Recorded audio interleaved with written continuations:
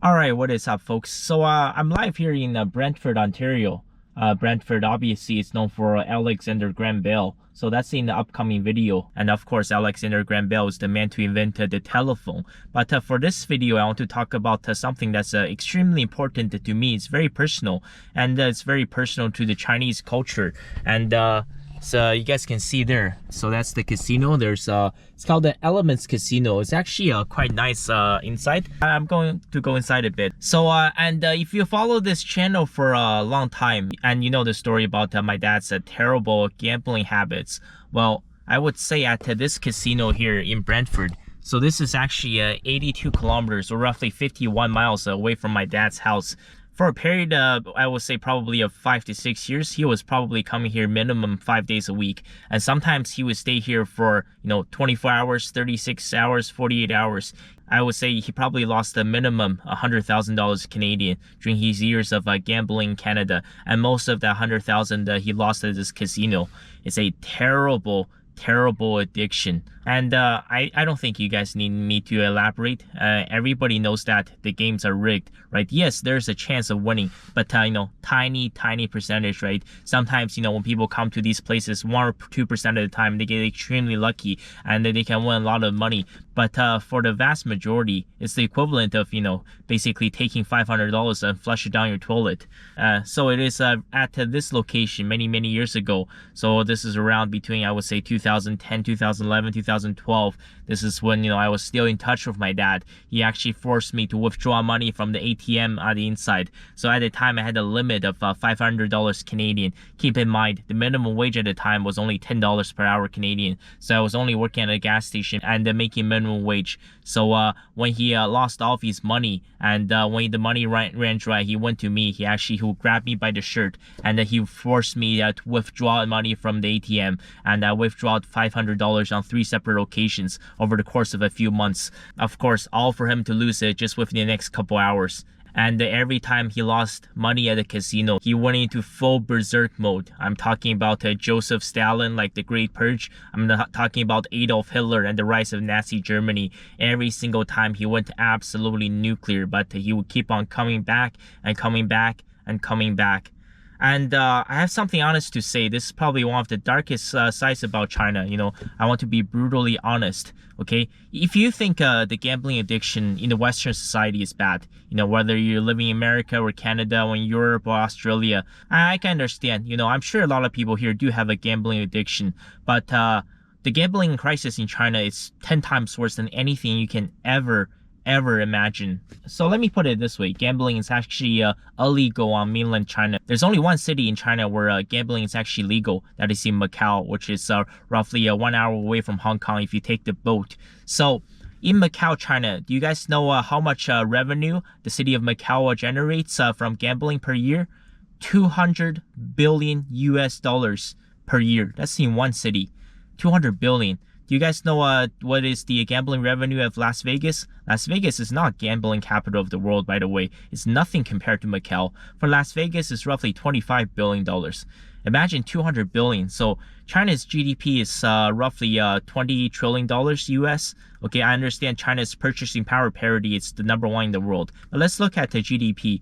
It's hard to say because, gambling, it is illegal in mainland China. But I would say at least 10% of China's GDP comes from gambling. And this crisis, and it does not just affect men, it also affects women. Because even though my stepmom does not gamble, her sisters, her cousins, personally, my mom, my aunts, my sisters, my cousins, my grandmother, and all my aunties, almost all of them gamble. Okay, this is not just a crisis that affects men, it's also a crisis that affects Chinese women. And this is one of the many contributing factors to China's over 50% divorce rate. I have personally seen, just in my own life, dozens of my families have their life completely torn apart by the gambling crisis. So many husbands, they will spend all of their paycheck going to these underground casinos and slot machines and on these mahjong tables, and they will end up losing everything. They will take out bank loans, they will take out the line of credits, they will take out credit cards, and sometimes they will even go to the mafia. So in China, they have something called these shark loans. So these shark loans is basically, they can give you insane amount of money really quickly. and they can just give you 10, 20, $30,000. It's like it's nothing. There's no screening required. You don't have to fill out any forms. However, the interest rates on these loans will absolutely tear you a new one. Okay, and this is very, very dangerous. And I personally know one of my uncles. He went to jail for 8 years. He actually went to these mafias. He went to take out one of these shark loans, and basically you think, oh, they give you $10,000 is nothing, right? Next month, if you don't pay it back, it's $20,000. Next month, you don't pay it back, it's $40,000, and that's how they destroy you. And if you don't pay back your money, they will literally show up at your front door with weapons in hand. Yeah, this is we're talking about the Yakuza, we're talking about the triad stuff. And yes, I've personally seen many Chinese men, sometimes Chinese women, they get so desperate, they ran out of money, they've taken out every single loan they can, but their gambling addiction, they cannot stop it. So they will actually go to these mafias, and they will take out these shark loans. This is a terrible, terrible habit. Listen, if you don't start, then there's no addiction.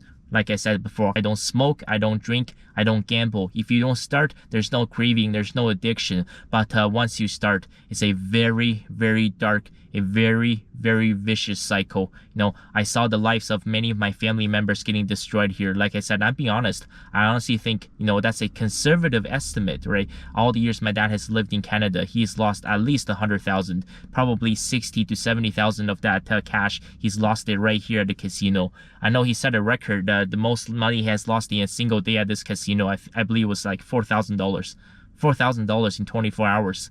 Listen, I believe everything in moderation, of course. It's okay too, if you really, really have that craving, if you really crave that nicotine, if you smoke 1 or 2 cigarettes a day, or if you have a cigar once in a while, I think it's fine. If you're really into drinking, having a glass of wine after a 10-hour shift at work is totally fine. Cracking open a couple of beer for the long weekend, for the road trip, is totally fine, right? And if it's Christmas time, you want to try out your luck at the slots, if you want to, burn $50, perhaps $100, once every couple months, that's totally fine. But so many people have zero self-control, and so many people have gotten their life completely destroyed. And it's a very unfortunate situation. Now, if you guys are wondering, yes, I am going back to China very soon, right? And the China series will air in 2025.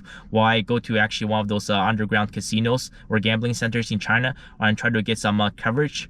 Well, I don't think that's a good idea. I'm gonna get myself and my family in China into a lot of trouble from the Chinese Communist Party. But I just want you guys to know, this is probably one of the darkest sides of the Chinese culture. You think everybody is like super conservative, right, and laid back, but the gambling crisis is probably, if not the worst in the world, it's definitely in the top 5. It is bad. Like I said, just in one city in Macau, China, right, the gambling revenue is $200 billion per year. And that's just the scope of it. Trying to put that into context, right? It's been a long time since I've been inside of a casino. I didn't want to come back because it brings back so much terrible memories.